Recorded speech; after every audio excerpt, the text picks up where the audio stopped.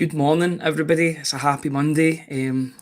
Welcome back to the Celtic Way YouTube channel for the morning briefing, or for wherever you're watching. You could be watching on Facebook or on Twitter, wherever you're watching. Good morning, all the best to you. My name is Ryan McGinlay. Today I'm delighted to be joined by Tony Haggerty on his day off, may I add, as well. Thank you so much, Tony, for stepping up, being that super sub. How are you doing this morning? I'm very well. It's always result dependent, your weekend, and as we spoke about post Saturday, it was a good result. So, yeah, feeling good. Yeah, it certainly was 3-0. You know, it was especially with 10 men, it was a really, really good result in a ground that Celtic have really, really struggled with in the past. We'll get on to talking about that, and we'll get on to talking about the main person who is in the tagline or is in the video description or the video title rather, in Matt O'Reilly. We'll get on to talk about him because I feel like he's stealing the headlines every week with his performances, and that was the same again. Alongside Daizen Maeda, you could say at the weekend, but we'll talk about that a bit later on in the podcast. First of all, before we start, if I could direct everybody to the ticker tape just running down the bottom of the screen. Please subscribe to the Celtic Way website and support top quality football journalism covering the club you love. Today, we have got my stats bomb piece on there that I published yesterday afternoon, which was getting pretty good numbers when I was having a look at it. It was on Celtic's 3-0 win against Livingston. We look at XG, we look at OBV, which is on ball values, post shot XG, expected goals, pressures, counter pressures, and there was one very one particular player that seemed to be coming at the top for every single one of those metrics or most of those metrics, and it was Daizen Maeda. As you I don't think you'd be too surprised to know that. So if you are interested in that, then please visit www.celticway.co.uk/subscribe. And could I please implore or ask everybody to please subscribe to the YouTube channel just at the bottom of the screen. If you press the subscribe button, it will really help us in everything that we do. It'll ensure that you've got a place in the comments section as well, and any notifications that of when we go live, whether that be a pre-recorded premiere or a live stream, you'll be able to get that as a notification on your phone or device. So if you subscribe, you'll be helping us, and you'll be getting you'll be one of the first ones into the live streams when it happens. So that's all the advertising out the way. Mhm. Yeah, 3-0 on Saturday against Livingston. I feel like it's been a wave of feel good since then. The sort of just under 48 hours since the game. There seems to be a good feeling about the place. You know, Celtic are sitting pretty at the top of the table. Some really good results at the weekend for other teams as well. St Mirren are keeping tabs as well up there, 14 points for them. Motherwell and Rangers hit it out yesterday, and Rangers were the victors, so they got a bit closer as well. But it's been a good start in the league, especially for Celtic. You know, you could talk about the League Cup disappointments, and you might even see the positives of that this week, because Celtic have a free week to get used to the training and get more ideas implemented whilst the team's playing midweek in the League Cup. But yeah, I think one of the standouts of the game, who scored his fourth goal of the season, was Matt O'Reilly. 4 goals in 6 games in the Scottish Premiership. Just how good was he on Saturday again? I think that just before I let you in to speak, I just think that block at the end, you know, the blocked shot at the end. I turned to my dad and was asking, who was that that blocked it? Of course, it was Matt O'Reilly. Matt O'Reilly does everything on the park, him and Maeda. Just how good was he on Saturday yet again? It's becoming very, very clear that he is Celtic's, or one of Celtic's best players. We spoke about it on Saturday. I think this is a man who trusts the manager implicitly and has listened. And the manager's stick is to improve players. And he's improved O'Reilly, leaps and bounds in the short space of time he's been working with them. 4 goals for the season in 8 games, and he's just shown no sign of relenting and stopping. And he was excellent on Saturday. Excuse me. You run out of superlatives at times for Matt O'Reilly because he seems to be everywhere. But I think the team, as I said on Saturday, was kind of mirror image of the manager. I think it was another tactical masterclass, and even when they went down to 10 men, still kept the 2 men forward, didn't he? Maeda and Kyogo, they were still playing, very, very far up the pitch. He didn't bring on a defensive midfielder, Iwata, until the game was safe. So he concentrated on making the game safe. How do you make the game safe? You score a second goal. 3 minutes into the second half, they score a second goal. it's more or less job done. So I think you have to. It was a real kind of team effort. He spoke about the collective Brendan Rodgers after it, but I think he should take praise for that as well, because he's very good at in-game decisions, Brendan Rodgers, in making those decisions. But conversely, the players respond to that too. I think Matt O'Reilly's just been listening and learning, and in a short space of time, he looks like a different player. He was an excellent player under Ange. He looks like a different player again, doesn't he? He's taken it up a level, and as the strapline says, it's a matter of time before he gate crashes that Denmark international squad. It's only a matter of time, because he's got some excellent qualities, and he was disappointed, he said himself, last season with his goal return. His first one didn't come till about February, March, something like that, and a lot was made of that. And Brendan Rodgers came in and said to him, "You're an extremely talented footballer. You should be scoring more goals." And that's him got, 4 goals in 8 games. I mean, that's 1 in every 2 games so far. So if Matt O'Reilly can keep that up, I think you alluded to it last week, that he'll be on exceptional figures in terms of goals and assists, because he seems to be everywhere on the park, and he's got that brilliant work ethic as well, that team ethic. And he said a superb start to the season, and long may it continue, because I think everybody on here knows both of our thoughts on him. We think he's an extremely talented individual, and just enjoy watching him, because he's, what is he, 22? We said he's destined for the very top. I think it's 30-year-old not naive to suggest that. Yeah, he's a 30-year-old and a 22-year-old shoulders, and he's in the safest pair of hands ever in Brendan Rodgers. I keep making the comparison with James Maddison, but Brendan Rodgers turned James Maddison into a £40 million footballer. I think he can turn Matt O'Reilly into, not saying £40 million worth of footballer, but I think he can turn Matt O'Reilly into someone that Celtic can maximise the revenue stream that comes in for him when he inevitably does go. Not that I want him to go. I'd love him to sign a new contract and stay. Excuse me. But I think Matt O'Reilly's wise, and he knows not many clubs can offer him Champions League football and a career trajectory like Celtic can, and that's why I go back to that maturity. He's getting all those kind of games and experience under his belt, isn't he? That's 2 seasons that he's played at Celtic. This will be his 3rd season. You'll have packed 12 games at least in the Champions League into that as well. So I think he's ticking off boxes as he goes along, and Matt O'Reilly will take his career onto that next stage when the time is right. But at the minute, he's loving playing for Celtic. He's loving playing for his manager. So Celtic and their supporters are reaping the rewards and are the beneficiaries of that. And he's just a joy to watch at times. Yeah, I think it would have been quite annoying if he'd left the club this summer. If a team down south, maybe a mid-table team, maybe you're putting 2 and 2 together, maybe a Danish player in Brentford. But if a Brentford were to come in for him, buying that potential, I'm absolutely sure that Thomas Frank and his scouting team will be scouting Matt O'Reilly. Mm-hmm.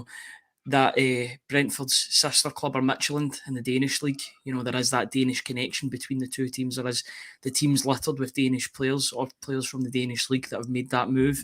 I know Matt O'Reilly hasn't played in Denmark, but he is eligible. The reason why we said national team bound is because Anthony Joseph tweeted this morning saying that the Danish national team are seriously considering calling Matt O'Reilly up for the senior team for the games next month in October.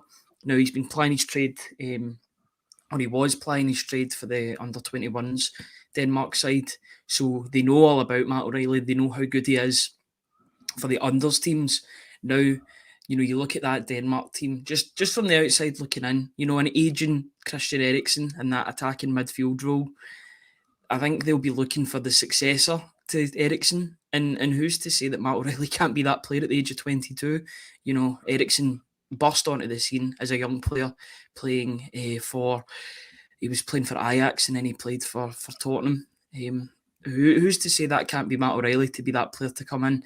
22 years old, but like we say, a very mature 22-year-old. He's very, very well spoken. You can see that in his post-match interviews. There's a reason why he gets put up to do pre-match interviews as well, because they know he's a safe pair of hands, or a safe pair of lungs, I don't know, or whatever, or a safe voice box, or whatever you want to say. But you just know you won't get anything controversial from Matt O'Reilly. You know, he'll give you good answers, give you eloquent answers, and you know, his eloquence off the pitch, I think he's translating to his eloquence on the pitch too. 4 goals, 2 assists in 6 Premiership games. That's the levels for strikers, not a attacking midfielder. He's just an elegant footballer, isn't he? And he makes the game look easy at times, and he's just a real talent. And I think any of the big clubs down south who might not have been entirely convinced about him in the past couple of seasons under Ange, and maybe watching in the Champions League, I think they'll be keeping closer tabs on him now, because he is flourishing under Brendan Rodgers, and I think the sky could be the limit for Matt O'Reilly, depending on when he chooses to jump ship. But I'm just enjoying watching him. I've enjoyed him for the past 2 years, and I just think he has become the player that I think a lot of Celtic supporters always thought was there, pivotal to what's happening. And Brendan Rodgers said that. I go back to it all the time. Brendan Rodgers watches these guys at training, and from day one, Matt O'Reilly was like, I like this guy. He's my man. And I think it's quite reciprocal. Brendan Rodgers speaks very, very highly of Matt, and I've said before, Brendan Rodgers likes to get his claws into players, and Matt O'Reilly's just right for getting your managerial claws into players and shaping them and moulding them, into what you believe will be beneficial to them further down the line. And I think Matt's intelligent enough to listen to that. And that's why we talk about Brendan Rodgers being an elite level manager, because he can do that with players. He can do what he did on Saturday and react to, changing circumstances when Celtic were reduced to 10 men, and they weren't phased at all. And we spoke about on Saturday that the midfield ended up finding more space with 10 men than they did with 11, which was unbelievable. It was all down to basically the shape of the team, and Brendan Rodgers spoke about they'd worked on that. They'd worked on maybe going down to 10 men. So it's all very astute and intelligent and clever. But he's got trusted lieutenants on the park like Callum McGregor and Matt O'Reilly who can carry out those instructions. Daizen Maeda as well. And amongst all the Duracell bunny running, Roadrunner running, he's still he does things that infuriate you, but then picks up the top bin in the last minute, with a wonderful strike and a goal that his performance deserved. Matt O'Reilly deserved a goal for his performance. And again, going back to, you talk about learning, Brendan Rodgers always talking about it's about timing when you make those runs into the box. When that ball comes across and Maeda should score, Matt O'Reilly's on there as well, even anticipating Maeda might not score or where the ball might end up, and he's first to react and he pounces on the loose ball. So these players don't do that by accident.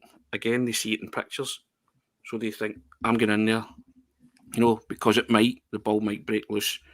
And that's known, having a kind of instinctive thought in your head that the ball might fall there and I better be ready. And it was a crucial goal at a crucial time, gave 10 men Celtic breathing space, and you felt at that point that the game was finished, didn't you? You thought, right, it's now all about game management. And their game management from the moment that Joe Hart got sent off to the moment Maeda scored the third was excellent. And that came from your manager on the side as well, guiding you through things, clearly telling you how the game's going to pan out. And it clearly did pan out the way Brendan Rodgers saw it, because he had his trusted group of players on the park carrying out those instructions to the letter of the law. Even Iwata's performance when he came on was excellent. So we spoke about that on Saturday in the aftermatch. Lots and lots of things to be positive about. So yeah, would agree with that. Would agree with everything you said. The good thing about doing the instant analysis, both in writing form and in YouTube form, when we do a live stream, is the fact that you can give your opinion straight away, straight off the bat. But it's also good to do these shows on Monday morning when you've had a couple of days to think about it, when the data as well has come out regarding the game.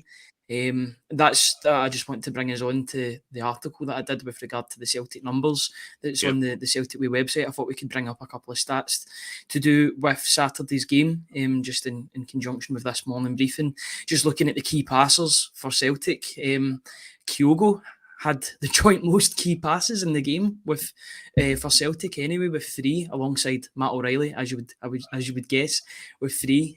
James Forrest, despite only being on the park, 25, 26 minutes was it? When was it that Joe Hart got taken off? Round about that 28 time? minutes, round about then. 28 minutes. I think so. And Forrest got taken off the back of that, but he still had 2 key passes in the game, which is quite interesting. He did make an impact in the short time he was on the pitch, and he was trying to make things happen. He was taking the ball, had a couple of really nice first touches, may I add, as well, and then getting the ball into space. He didn't really have that time to sort of run at players. I don't really think that's his game as much anymore. He has lost about a yard or 2 of pace, which is to be expected, 32-year-old winger. Wingers do tend to lose their pace, same as fullbacks. That's their primary role in the teams, to get to the byline, get a ball into the box, or try and beat their man. He still will try that on occasion, but I think his game will be more into passing and making assists from that area rather than running to the byline. Just a wee bit more stats. Let me have a wee look. Top 5 shooters in the game as well. Who do you, Tony? Who do you think was the top shooter for Celtic in Saturday's game? I'm trying to think. Probably would it be Maeda? Yeah, it was. Maeda had 5 shots. Matt O'Reilly had 4. Now, I'm just having a look at these stats. Top 5 shooters, top 5 key passers.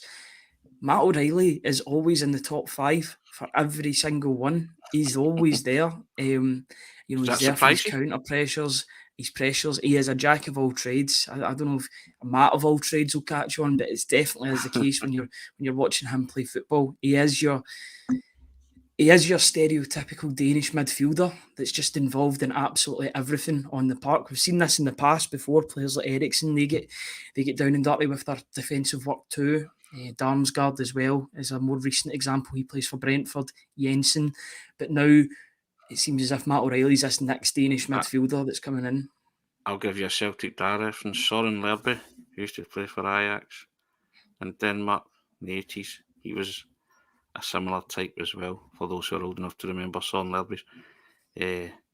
Scored a great goal against Celtic 1982 for Ajax. Good knowledge. You should see Johan Cruyff pass to him, by the way, for it. It's just excellent. There'll be enough people on the channel that will remember that. Excellent. But yeah, so that doesn't surprise me with these metrics and these stats about Matt O'Reilly, because your eyes tell you that, don't they? And your eyes told you on Saturday that Maeda and Matt O'Reilly were involved in probably everything creative. Maeda infuriates you with his distribution at times. Same with Hatate. They do some wonderful things, and then sometimes they're guilty of not being able to hit a 3-yard pass. They're short passing games. I use the word a lot, erratic. So he just. But I think on Saturday, you looked at that, and there was quite a lot of standout players for Celtic. Every one of them kind of stepped up to the plate, and it wasn't a surprise that Greg Taylor, who played a more inverted role, had his best game of the season so far. Brendan Rodgers said that too. Alistair Johnson just solid. Your back two, your central back two were decent enough again. I came through another test against big guys, big powerful centre forwards. Guys that are going to lean into you and give you a right stern physical test. They came through that. O'Reilly was excellent. McGregor just seemed to pick up the ball in space the whole time. Another decent performance from him. O'Reilly was excellent. And whilst Kyogo maybe wasn't in the game as much as the supporters and the manager would like, still contributed the cross for the second goal, and was still a nuisance, was still somebody that took other players out of the game because he had to be watched at all times. So I just thought as a collective it was an excellent performance. Everybody played their part, I include the manager in that as well. So it was one of the most comfortable wins in the Tony Macaroni that Celtic have had. Possibly ever. think there was a 4-1. Yeah, we had the 3-0 against them last season with Greg Taylor scoring, but it's good. It's a good habit to be getting into. You know, it should be a game that Celtic win, but you know, you don't want to be expecting in that way. But Celtic should be beating these teams, you know, just due to the difference in squads and that. Yes, the pitch can be a factor, but Celtic should be winning these games. I think it was more a psychological thing than anything else. Playing on the plastic pitch, maybe the worry of playing on the plastic pitch rather than the pitch itself. I know it can be a factor, but it seems they've got that out of their system. It's great that Brendan Rodgers has went there and rewrote that wrong. That righted that wrong in terms of his only experience of going there was a draw in 2018, towards the end of 2018. The fact that he's remedied that sort of blot in his book is good. It's definitely bodes well for the future going back to that ground. Yeah, and I think that's another, you know, box ticked for him. I win at Almond Vale or in West Lothian, call it what you like. So you just, as I say, there was a lot pleasing about Saturday. Yeah, Celtic should beat Livingston. They've got vastly superior players in every department. I get all that, but football doesn't pan out that way, and it's been a difficult venue. So I was just happy that they made light work of it, because the mood music beforehand was this was a game where Celtic could maybe drop points, coming off the back of a European disappointment, all that kind of stuff. But nah, they, like Matt O'Reilly, Celtic and Matt O'Reilly glided across that surface, and it was it was good to watch. It was very pleasing. People say, you know, there's levels and all that, and it's only Livingston, but you know, it's only Livingston that have given me problems in the past, and Celtic made light work of it, and I was happy about that. But you can just see it building, can't you? A bit of momentum building, real belief in that team, certainly domestically. They just now need to transfer that onto the European scene. And the next one, they've got the next one at home. So here's hoping by the time that rolls around, you know, they'll be in even better shape. And lots of things will click into place as well for that. So, yeah. Now, you mentioned one of the standout players in the game. Maybe we've not talked about him as much. Definitely in the first half, I thought he was absolutely tremendous. And I'm going to bring up a table that shows you why Celtic were playing through Greg Taylor in that first half. I'm not sure how this is going to look when I bring it onto the screen, but just let me know if that looks okay. I think that looks okay. You might need to zoom in, but I'll tell everybody where to look on this. So on the right hand side of the diagram is Celtic's passing network in the game. At the top is the first half, and at the bottom is the second half.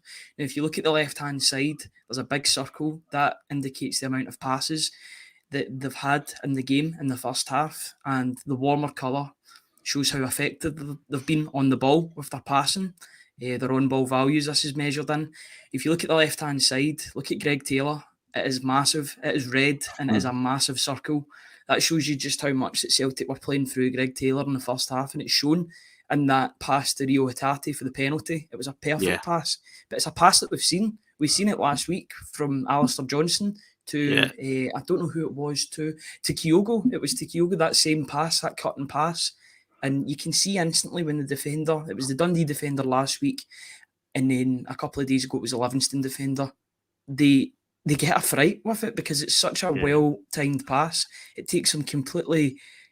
It puts them on completely the wrong side of the player, and they're forced to make a decision. Kyogo gets an assist in the first week, and in the second week, Greg Taylor will get an assist of an assist for Hatate. I don't even know. He might even get an assist for that due to the fact it was Hatate's penalty. I think that just shows you how effective Greg Taylor was, and especially in the first half of that game. There was a graphic that came up that said he had the most touches in the game in the first half, and he looks like a player that's back on form because he's playing inverted. It was a pass that he did without thinking last season because of that inverted fullback role that he played. So I think he's maybe had a word with the manager, and the manager says he doesn't mind players making, you know, in-game decisions as long as it's to the benefit of the team. So maybe Greg Taylor said to him, look, can I try this? Would you be averse to that? And the manager even said at the end he had his best game of the season, and it did show, and it was a clinical pass, because once Hatate's in that area, the Livingston defender makes a schoolboy error, trying to commit for a ball he's not going to get, and that leads to the penalty because he just sends him flying, and there's no disputing, no arguing about that. But how many times did you see that last season from Greg Taylor? That's the ball that he was looking for.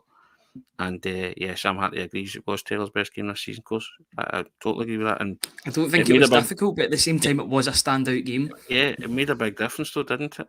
Because Celtic, when he plays in that inverted way, he's got a good range of passing, Greg, because he's been an attacking midfielder before, so he's looking and he's seen it in pictures, whereas when he sticks out wide as a wing back per se, it's maybe not as easy to see the game in that sense. But when he drifts inside and field, he can pick out a pass. He's done it many, many times, and the minute that left he put and you saw Hatate charging through, you knew something was going to happen. Sure enough, led to the penalty, open goal, and that's it. You sort of relax on it a bit. But I thought Greg Taylor was excellent, certainly in the first half. And you sent me a message at one point that we're going to get another Greg Taylor, cracker from the edge of the box at one point, and we were kind of laughing. And it wouldn't have surprised me if he did that, because he was getting into those kind of positions.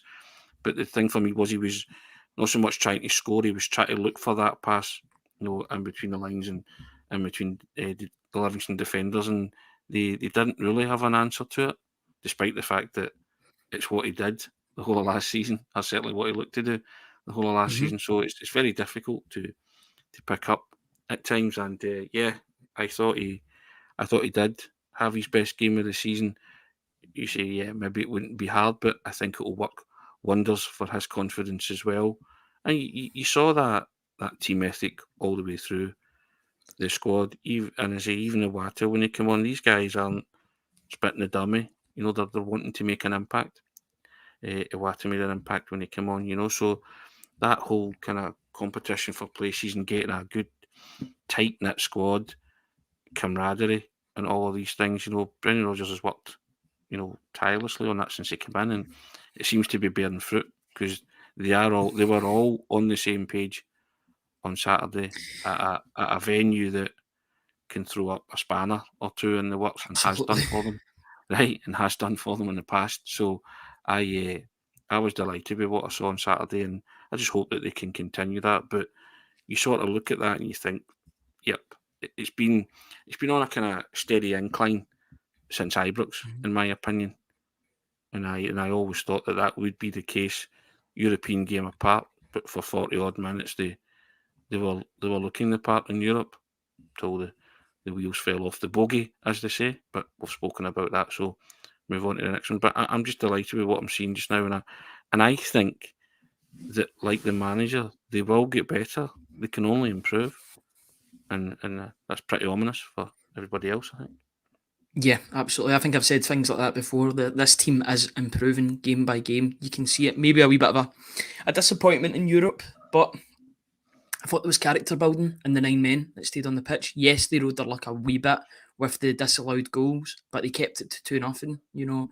This team, this Scales and Lagerbielke, and I will go on to speak about them because I think there's quite impressive numbers between the two of them as well. But yeah, those two just aren't conceding goals in the league at all. They've conceded no goals in, I think it's 4 games together. It shows that they are doing a job. It is makeshift. There will be better defenders to come back. I'm really looking forward to seeing more of Mike Nawrowski.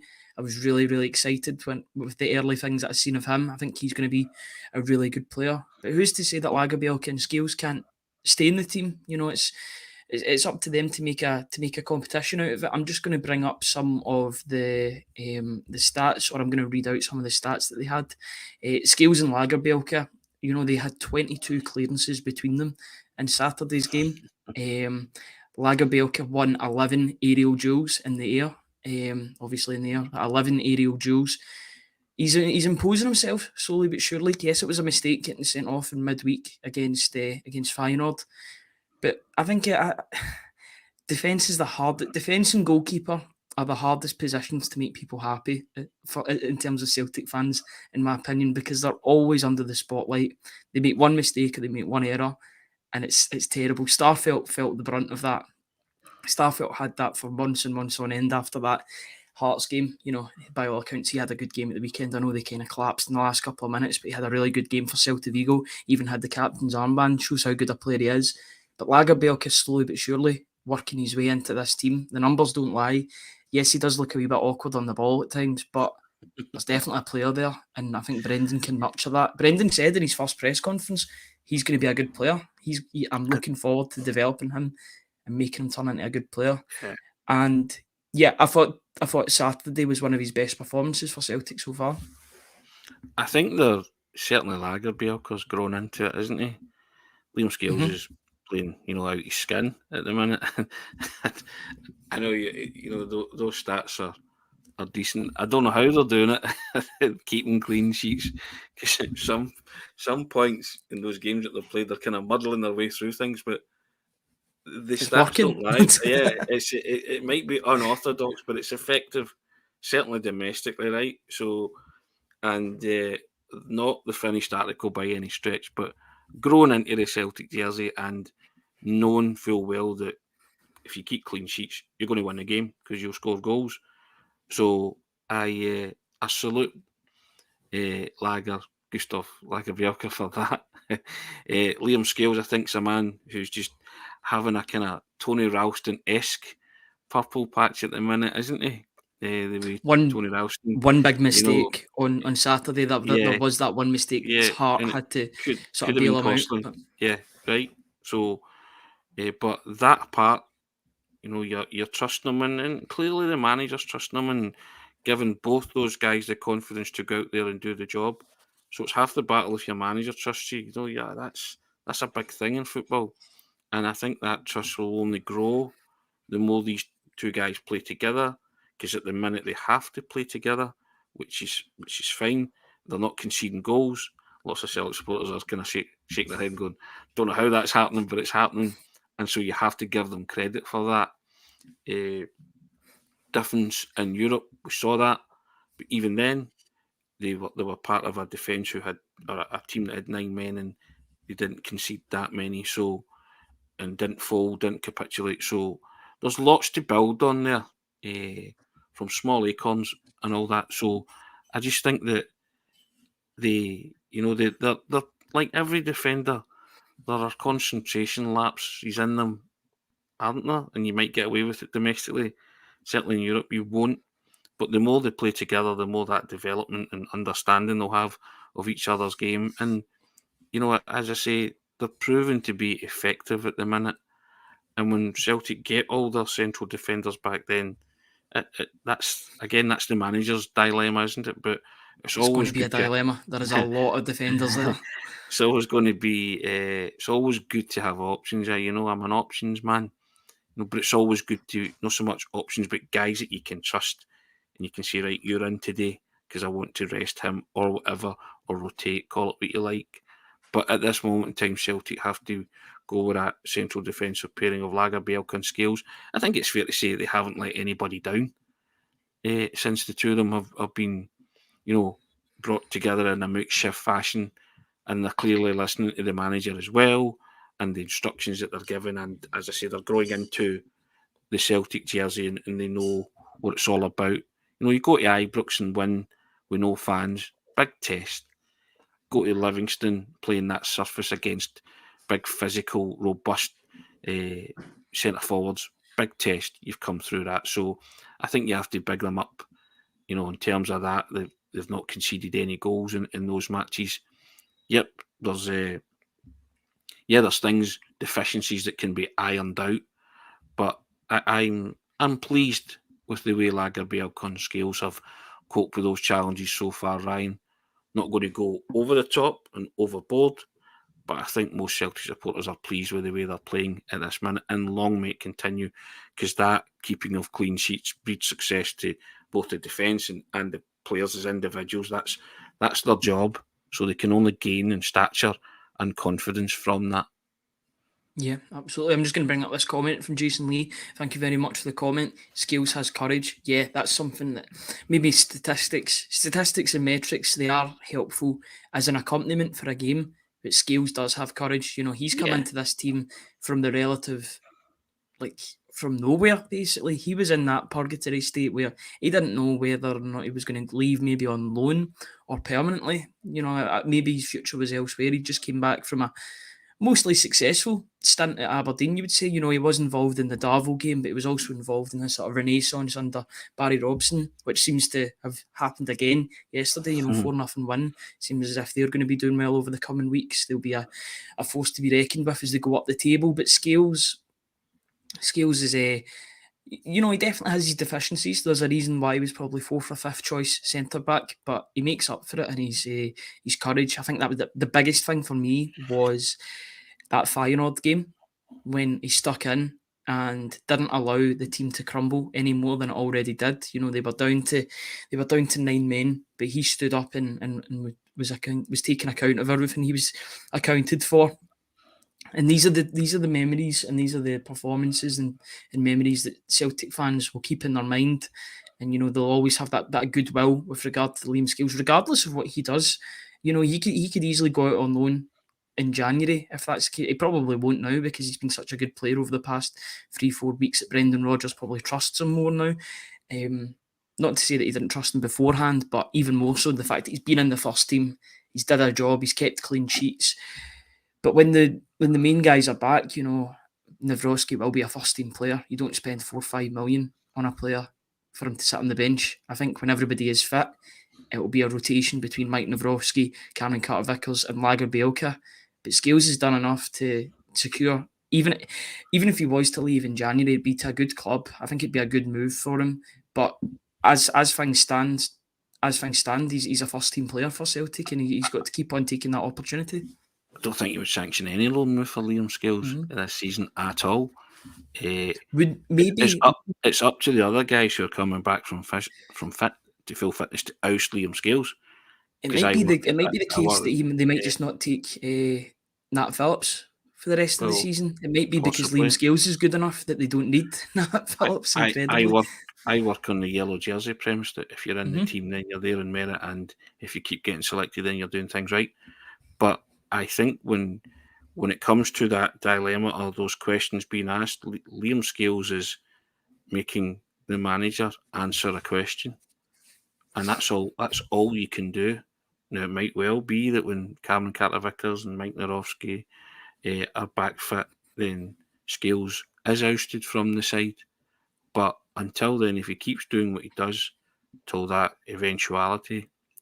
becomes an eventuality, then he's certainly given the manager food for thought, and the player himself said that is all he can do at this juncture, and so I big him up for that, because he stepped up to the plate, and under real difficult circumstances. Everybody was predicting, a caning at Ibrox with Lagerbielke and Scales at the back of the pack. He was a man of the match. He was one of your better performers against Feyenoord. And his application and his effort, and, his courage, as people have pointed out, they can't be faulted. But I wouldn't expect anything less from a Celtic defender. It's just one of the lesser lights of the Celtic defence that maybe doesn't get the praise heaped upon him and hasn't had the chance to show what he's all about. But I think he's certainly grasping this opportunity to show everybody I can play and why he was signed for Celtic in the first place. And good luck to him, because there is a real there's a nub of a player there, isn't there? You talked about, we get that there's deficiencies. There's deficiencies in every defender, and you can pick holes in lots of stuff that they do if you really, really want to. But this is a guy who, Brendan Rodgers has thrust into the team, and difficult time. You're here because there's so many injuries to our central defenders. That's pressure in itself. Go to Ibrox and play without any support from your fans. Make sure you keep it tight and you keep a clean sheet. I think that's real pressure, and I think it's testament to Liam Scales, not just his courage, but the character that he has, that he can come through a test like that. Testament to the way he came through a test in Holland. Yes, Celtic got beat, but he was one of your greater lights in the team. 3 players we said, himself, Liam Scales, Alistair Johnson, Matt O'Reilly. They're the ones that came out with their heads held high and stepped up to the plate. And he marshalled a defence with 9 men that didn't concede more goals. So, and then he's gone to Livingston on that surface. And, so I'm, as I say, I don't particularly want to go overboard about Scales, but I think you have to applaud what he's done so far and the job he's been asked to do. And you big up the manager for trusting him, and you big up Liam Scales for listening clearly, and just saying, you know what, I'm going to make the most of this opportunity, give the manager a question to ask, and when these guys come back, I'm going to put myself in the mix for, to be one of those 2 central defenders that are selected. And also, he's done himself no harm at all in terms of his Irish international chances as well, which I think's a big dream for him. And if he keeps going on the trajectory that he's on, then I think he might achieve his childhood dream. And good luck to him for that, because it's no, it'll be all down to himself. There's a out of sight, out of mind when you go to Aberdeen, but he performed to a good level, and everybody was saying, maybe give this guy a chance. He's been given that chance, and he's making the most of it. And I think he just has to now grow in stature and grow in confidence and show that he has every right to be there in this company. And I think gradually, week by week, if he ticks off games and keeps more clean sheets, then he will do that. And good luck to him. I think there's something there to work with, and clearly the manager sees that too. Yeah, and he seems happy with his lot just now as well. Yeah. This is the probably the longest run of games that he's had since he joined Celtic. What was that, 2 years ago? Yeah. Postecoglou's first season, it would have been. Yeah, he came in and was brought in as a left back. I remember him scoring at Tannadice, a screamer, and then he scored a screamer a couple of months later that was quite reminiscent of that goal at home. I think that was that in the League Cup or something like that? League Cup or Scottish Cup, one of the two. But yeah, he was exclusively played as a sort of left back, and then he went out on loan last season at Aberdeen, played that centre half role. Was involved in some really good results. I remember after about 3 games, because they were playing in the League Cup in the summer, those group stages in the summer. I remember seeing Aberdeen fans saying, sign him up instantly after watching for about 2-3 games. That season didn't transpire the way they wanted it to, but under Jim Goodwin. But it was he really did pick himself back up, played well under Barry Robson, and he's taken advantage of an opportunity that's arisen. It could have been panic stations, especially the fact that Nat Phillips has came in and then get injured. It could have really been panic stations at the back for Celtic, but Liam Scales has made himself essentially a first pick alongside Lagerbielke. There's no doubt now who starts games at the moment. And it could have been panic stations from him. That's what I'm saying, being thrust into that pressure. And it is real pressure. It's not a case of just you're coming into play. You're going to Ibrox, and you're going to be one of the main men we're going to rely upon to get a result. And the manager's clearly said, can you handle that? And there's only one way to find out if you can handle it. You put them in. And he came out there with the man of the match. He was arguably the Celtic's man of the match against Feyenoord. And then he's come away from Livingston again with a clean sheet. So I just think that these are character building games. Pressure, it's what players want. They want that pressure always. But I think Liam Scales in particular would have been the one that the Celtic supporters worried most about. People were, as I said before, people were predicting a 2-0, 3-0 loss when they went to Ibrox. They thought that Liam Scales was going to play at the centre of defence. I genuinely don't know where that came from, but they're entitled to their opinion. But I think that this guy, and players aren't stupid. They read these things, they see these things, they know the music. So I think Liam Scales has just knuckled down and said to himself, I'm going to show everybody that I can play. But there's only one person needs to show he can play, and that's the manager. And you know what? The manager has done the right thing here. He's consistently played him and saying to him at this moment in time, Liam, you're my man. I need you. I need you to puff your shoulders out and win every ball in the air and show that courage, because this is going to be the making of you as a footballer. And if you listen to me, which he clearly is, I will make you a better footballer. And you know what I mean? And Yeah, you will it's become like a Lord Kitchener. Your club needs you, basically. yeah. I will, I will make you the player that you want to be. I will take you and your career where you want it to go. I will get you that Republic of Ireland international cap that you so desperately crave. Just trust me on this. And I think Liam Scales has just went, yep, you know what? I'm going to give my all for that man there. And it's manifesting in his play. And he has been, he's been excellent. You have to say that. There's no other word you can use. He's been excellent. But again, I just want him to continue that. You don't want him to compare it with anybody. You just want him to keep doing his own thing and playing his own game, and just don't get carried away with any of the hype or anything. But, he only needs to listen to one guy, and that's his manager, and produce that consistency and performance that he has been for the while that he's been in the team. And as I say, when everybody comes back, he's in that mix to be named as one of the 4 defenders, isn't he? He has to be. Absolutely. And that's up to the manager, isn't it, to say, okay, Liam, I trust you. So I'm delighted with the way he's progressing. Let's put it that way. And nobody will be more delighted than Liam Scales himself and Brendan Rodgers. Yeah, absolutely. I've just started a couple of comments because I want just wee mini talking points that I want to bring up just before the end of this show. We'll try and go for the sort of hour today, since it's the first game. It's the first day since the game, or the first day we've done a morning briefing since the game. Jason Liebrink comes up. I think this is quite a harsh one, I've got to admit.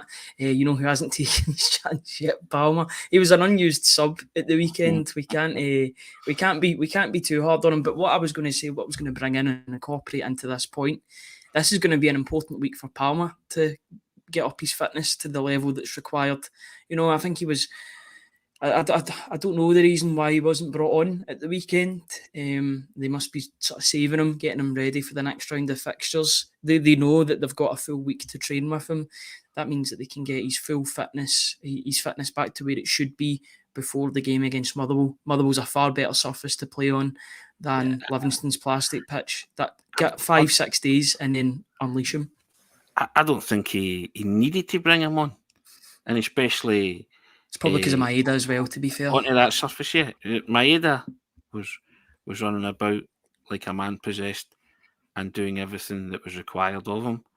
And again, that surface, I mean, can you imagine he brought him on for a 5 or 10 minute cameo and he did something like what Nick Phillips did, rolled his ankle or was put out? So you're damned if you do, damned if you don't. But again, I go back to superb piece of management. Didn't have to bring him on. The game was won at 2-0.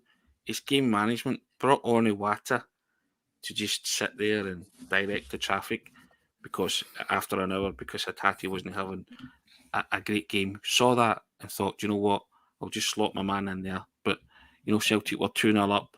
You're seeing it half an hour out. So you bring on Palmer. Palmer's an exciting player, isn't he? Somebody would have stuck one on him probably if he comes on and starts, doing some tricks. And so I think there are times when managers save players from themselves. I know players are dying to come on and they're dying to play, but he'll get his chance.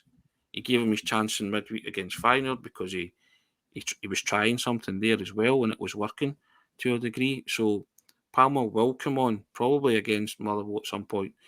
Might even start, you don't know. But I think on that pitch, it would have been an unnecessary risk, and it was one the manager probably thought it's not worth it. And when you consider Celtic's injury list at the moment and the luck they're having, then you probably thought, I don't want to tempt fate here. We're okay even with the 10 men. We're seeing this game out. We're playing well.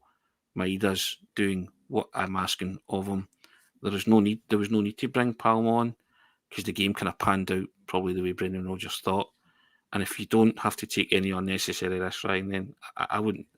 Why take them? Why do that? And as you say, you get another week of training into Palmer, and it's amazing what a week does. For your fitness levels, just your levels in general, and also your surroundings. He's getting used to his surroundings, isn't he? Getting used to his teammates, looking on, watching how it's all done. I'm all for that, and I think Palmer will be all the better for it. Yeah, absolutely. And another week of training for players such as Kwon, Tillio, Mikey Johnson, all who played yesterday Yeah. in the testimonial match for the Ayr United player. It was a Celtic select, basically the B team plus a couple of first team players that were getting up to match speed against Ayr United. It finished one each. I think it was Corey Anderson that scored the.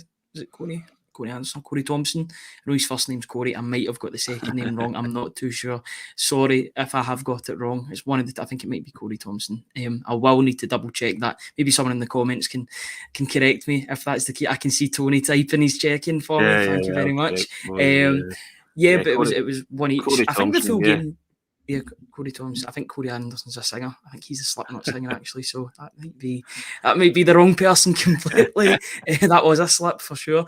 Yeah, it was good to get minutes for those players, specifically Tillio, who's been out since basically he joined. He was out before, and then he's joined the team basically injured. He's had to sit on the sidelines.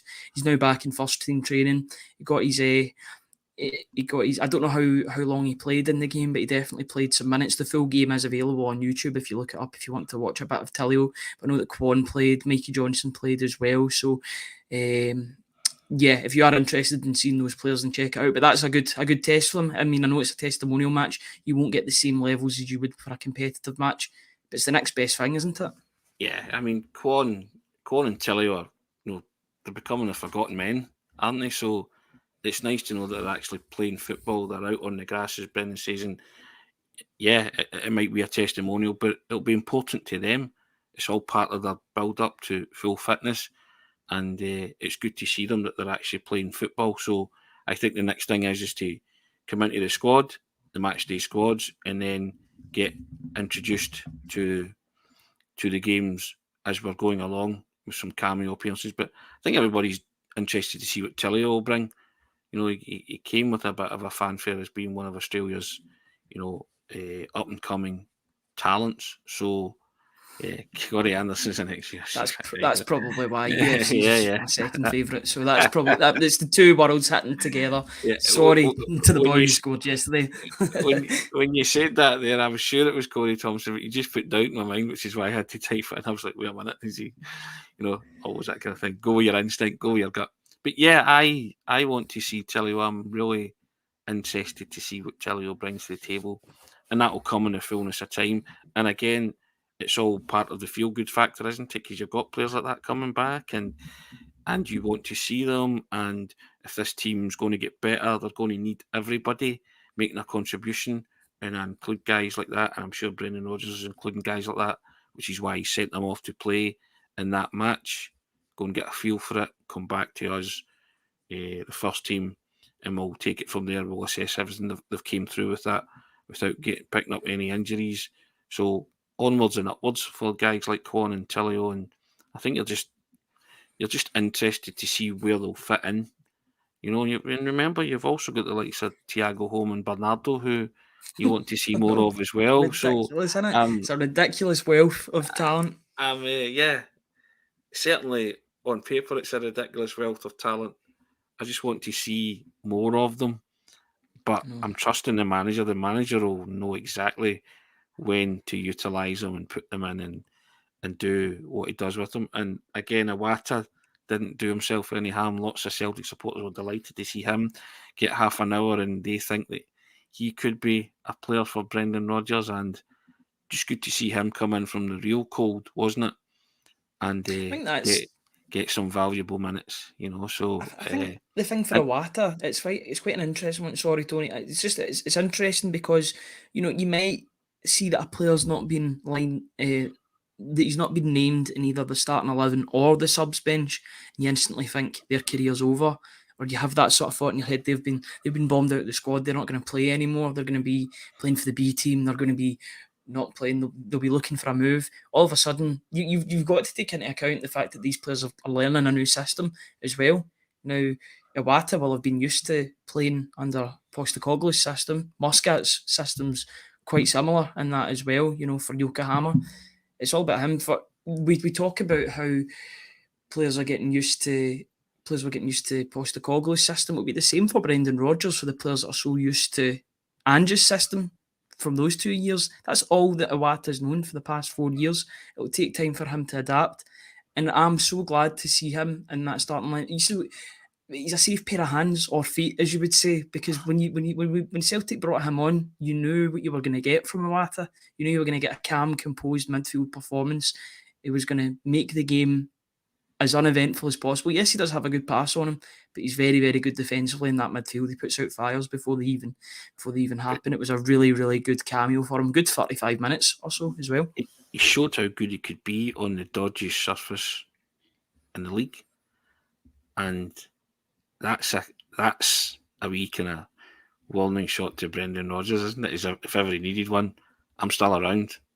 I can do this. Let me loose a lot more.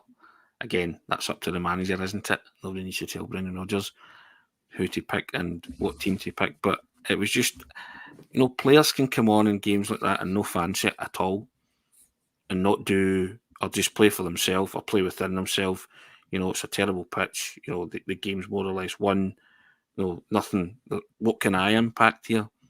But Iwata played like he'd been in the Celtic team all season, and that's what I liked about him. That miss a work step. ethic. That work ethic, that willingness to contribute. He was going on there and he was going to become another vital cog in the 10 men, not give Livingston any glimmer of hope, snuffed out anything that they might have done, no chance of a comeback. And he put on there for game management, and he managed that game and he showed himself up really, really well.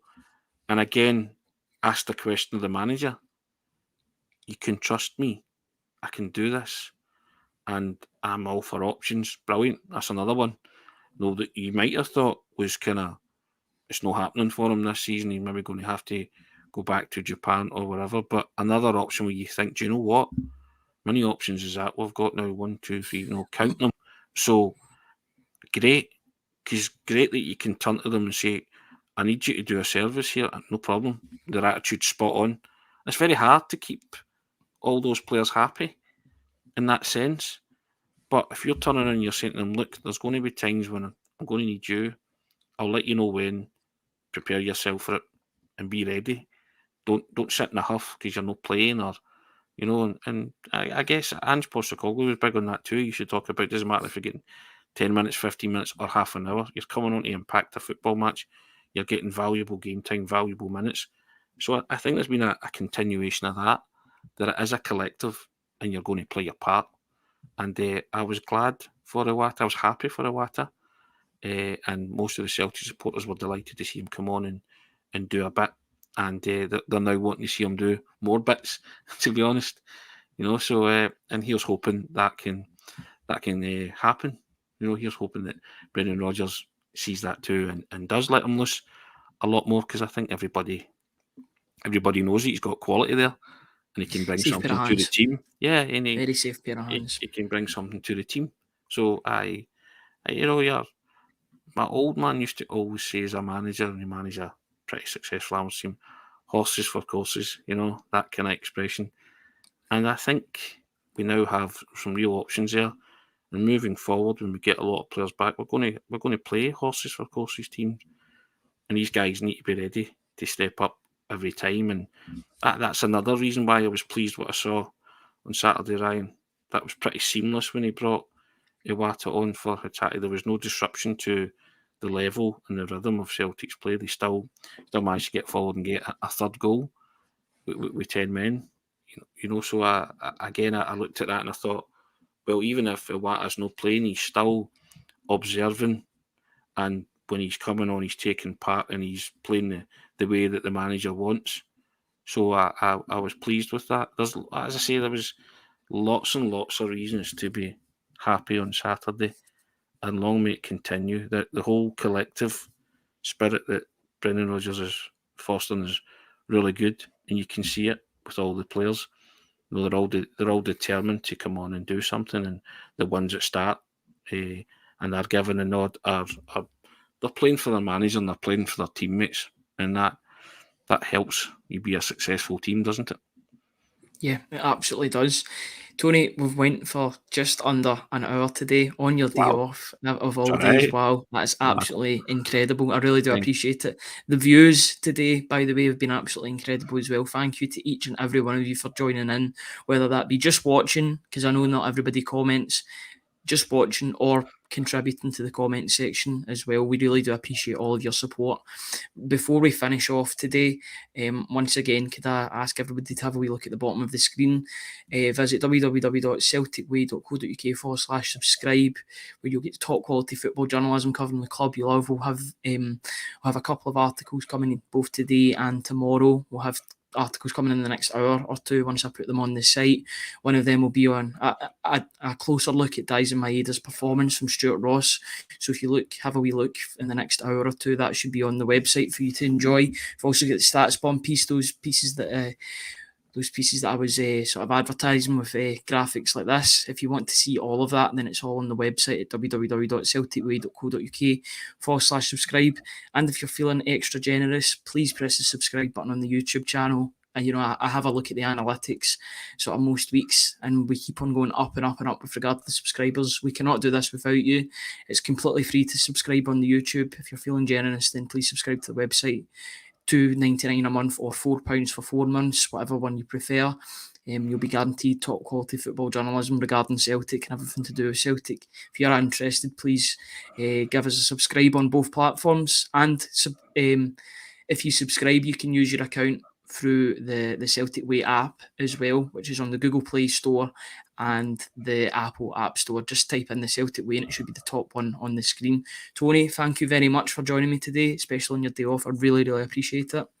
Pleasure as always, and thanks to everybody for tuning in. Cheers. Thank you, everybody. We'll be back at the same time tomorrow with a different guest to talk about all things Celtic. But until then, have a very good day and we'll see you all tomorrow. Cheers, guys.